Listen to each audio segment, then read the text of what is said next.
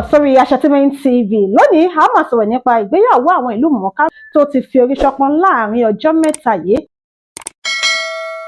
Fúnkẹ́ Akíndélé àti ọkọ rẹ̀ JJC. Wọ́n ṣe ìgbéyàwó ní ìlú London lọ́dún 2016. Wọ́n bí ìbejì lọ́dún 2018. Nígbà tó di ọdún 2022, òun ní JJC bọ́ sórí ìtàkùn ayélujára láti wá kéde ìpínyà láàrin òun àti Fúnkẹ́ Akíndélé. Ó ní pé ìdí abájọ àwọn ìpínyà wọn ó wáyé látàrí àwọn ọ̀rọ̀ gbùngbùn kan tí ò ṣeé parí láàrin àwọn. Ó ní àwọn ti gbìyànjú láti parí àwọn gbùngbùn náà àmọ́ tí kò ṣeé parí.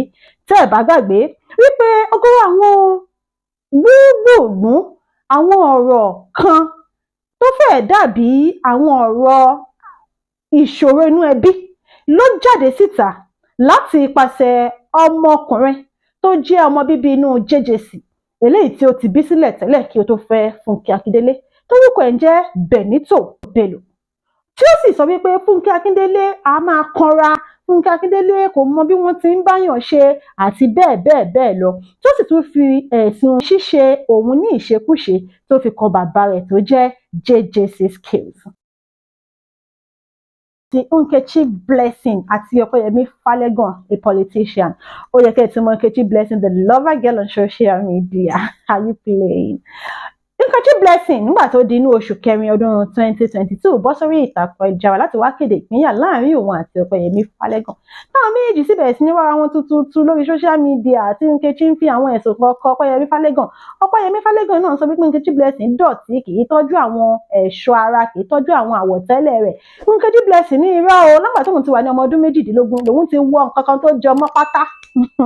Ẹmọ pátá lòun ti wọ́n tó jọ mọ́ pátá gbẹ̀yìn. So how come tí Ọpẹ́yẹmí Fálẹ́gàn ó ṣe máa accuse òun wípé òun ò kì í fọ pátá fún days, fún weeks? I don't understand. So àwọn méjì wọ́n wọ́ra wọn tútútú lórí social media. Àmọ́ nígbà tó di September 2022, òun ní Nkechi Blessing ló gba ọ̀nà àrà yọ nígbà tó ń ṣe ọjọ́ ìbí, ló sì bẹ̀rẹ̀ sí ní há dídò, ló bẹ̀rẹ̀ sí ní ha láti fi pààrọ̀ ọkọ rẹ̀ ti tẹ́lẹ̀, Ọpẹ́yẹmí Fálẹ́gàn. Ìgbéyàwó àwọn méjèèjì kò ju oṣù mẹ́wàá lọ tí ó fi túká.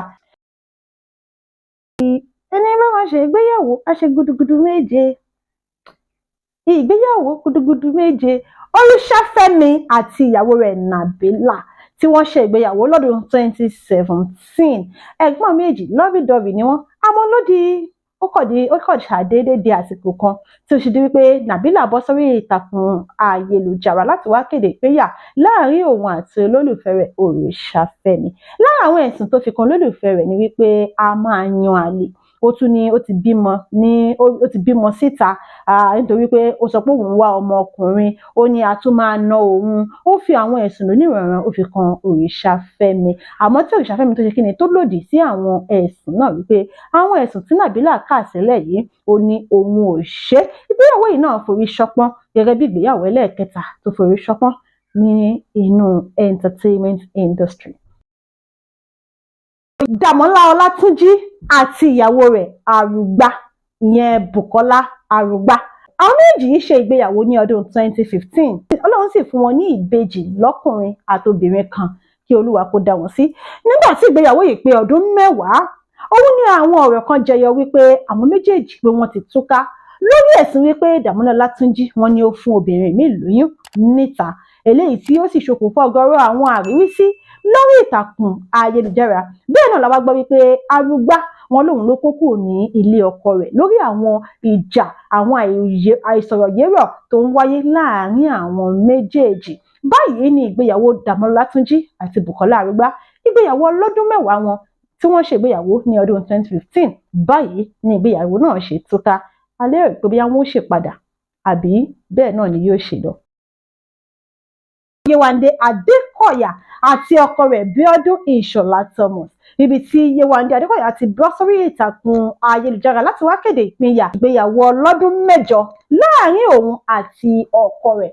Ìgbéyàwó Yéwándé Adékọ̀yà àti ọkọ rẹ̀ Bíọ́dún Ìṣọ̀lá Thomas yìí yà ọ̀pọ̀lọpọ̀ lẹ́nu gidigidi pé wọ́n ti máa ń rí wọn gẹ́gẹ́ bí àwòkọ́ṣe. Àmọ́ nígbà tí Yéwándé tí ó fi àwọn ẹ̀sùn kíkóbìnrin, ẹ̀sùn àìmálàákàsí ìdùnnú ìyàwó ẹni àti bẹ́ẹ̀ bẹ́ẹ̀ tó fi kan ọkọ rẹ̀ Abíọ́dún. Àmọ́ látìgbà náà ní àwọn èèyàn ti ń kọ kí ló ṣẹlẹ̀ àwọn fẹ́ràn àwọn ìlú mọ̀ọ́ká yìí kí ló dé tó fi wá pínyà.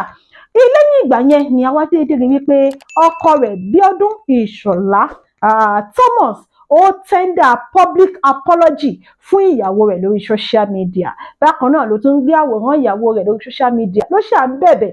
Àmọ́ di àkókò yìí ẹnikẹ́ni náà méjì ò tí ì bọ́ tàbóyá àwọn ti padà láti máa gbé pọ̀ gẹ́gẹ́ bí tọkọtaya àbí bẹ́ẹ̀ ni ìgbéyàwó ọlọ́dún mẹ́jọ wọn ni ó ṣe túká.